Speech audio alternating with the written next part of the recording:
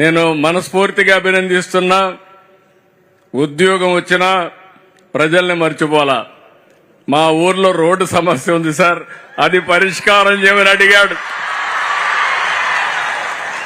అది నిజమైన వ్యక్తిత్వం, మంచి మనసు. పక్కనే మా డిప్యూటీ సీఎం గారు ఉన్నారు. డిప్యూటీ సీఎం గారు మీ బాధ్యత రోడ్డు వేయించే బాధ్యత.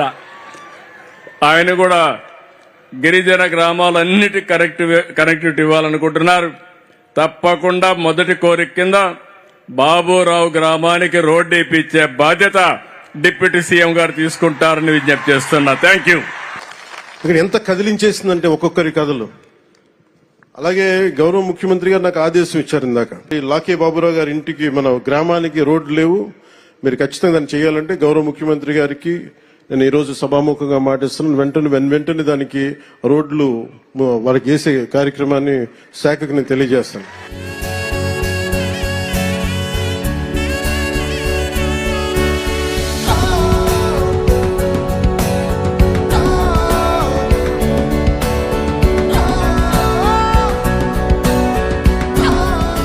ఇప్పుడే నేను మిత్రుడు పవన్ కళ్యాణ్ గారికి ఒక చిన్న మాట చెప్పాం.